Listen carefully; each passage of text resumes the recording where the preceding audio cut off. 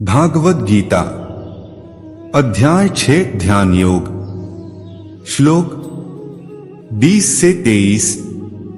यत्रोपरमते चित्त निरुद्ध योग सेव्या यत्र चैवत्मनात्मान पश्यन्नात्मनि तुष्यति सुखमात्यन्तिकं यत्तद् बुद्धिग्राह्यं तीन्द्रियम् वेत्ति यत्र न चैवायं स्थितश्चलति तत्त्वतः यह लब्ध्वा चाप्र लाभम मन्यते नाधिकं ततः यास्मन् स्थितो न दुःखेन गुरुणापि विचाल्यते तं विद्यात् दुःख संयोग वियोग योग संगीतम।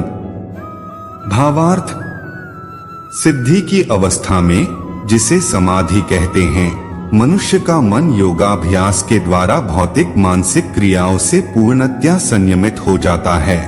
इस सिद्धि की विशेषता यह है कि मनुष्य शुद्ध मन से अपने को देख सकता है और अपने आप में आनंद उठा सकता है। उस आनंदमय स्थिति में वह दिव्या इंद्रियों द्वारा असीम दिव्या सुख में स्थित रहता है। इस प्रकार स्थापित मनुष्य कभी सत्य से विपथ नहीं होता और इस सुख की प्राप्ति हो जाने पर वह इससे बड़ा कोई दूसरा लाभ नहीं मानता। ऐसी स्थिति को पाकर मनुष्य बड़ी से बड़ी कठिनाई में भी विचलित नहीं होता। यह निस्संदेह भौतिक संसर्ग से उत्पन्न होने वाले समस्त दुखों से वास्तविक मुक्ति है।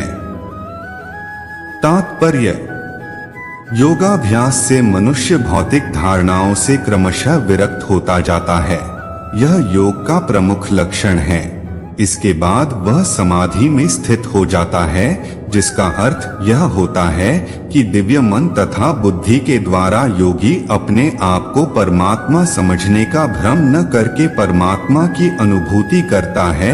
कुछ अप्रामाणिक भाष्यकार जीवात्मा तथा परमात्मा में अभेद स्थापित करने का प्रयास करते हैं और अद्वैतवादी इसे ही मुक्ति मानते हैं, किंतु वे पतंजलि की योग पद्धति के वास्तविक प्रयोजन को नहीं जानते।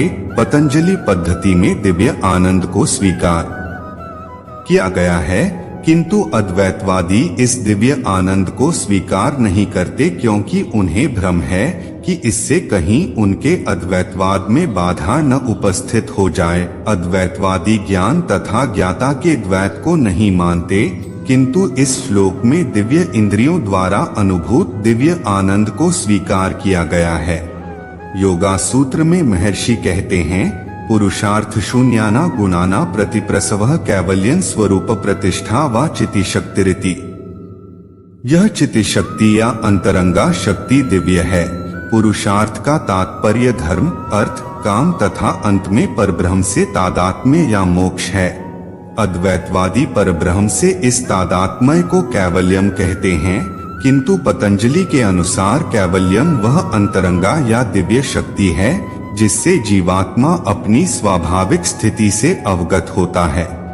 भगवान चैतन्य के शब्दों में यह अवस्था चेतोदर्पणामार्जनम अर्थात मन रूपी मलिन दर्पण का मार्जन, शुद्धि है। यह मार्जन वास्तव में मुक्ति या भवमहादावाग्नि निर्वापनम है, प्रारंभिक निर्वाण सिद्ध।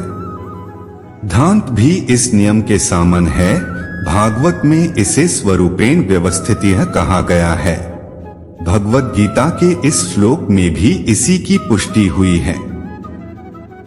निर्वाण के बाद आध्यात्मिक कार्यकलापों की या भगवत भक्ति की अभिव्यक्ति होती है, जिसे कृष्ण भावनामृत कहते हैं।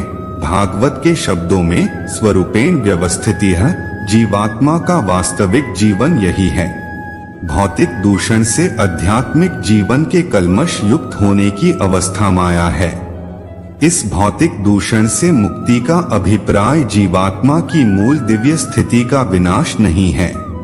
पतंजलि भी इसकी पुष्टि इस शब्दों से करते हैं, कैवल्य स्वरूप प्रतिष्ठा व चितिशक्तिरिति। यह चितिशक्ति या दिव्य आनंद ही वास्तविक जीवन है। इसका अनुमोदन वेदांत सूत्र में इस प्रकार हुआ है, आनंदमयोभ्यासात्। यह चितिशक्ति ही योग का परम लक्ष्य है और भक्ति योग द्वारा इसे सरलता से प्राप्त किया जाता है। भक्ति योग का विस्तृत विवरण 7वें अध्याय में किया जाएगा। इस अध्याय में वर्णित योग पद्धति के अनुसार समाधियां दो प्रकार की होती हैं, संप्रज्ञात तथा असंप्रज्ञात समाधियां। जब मनुष्य विभिन्न दार्शनिक शोधों के द्वारा दिव्य स्थिति को प्राप्त होता है तो यह कहा जाता है कि उसे संप्रज्ञात समाधि प्राप्त हुई है।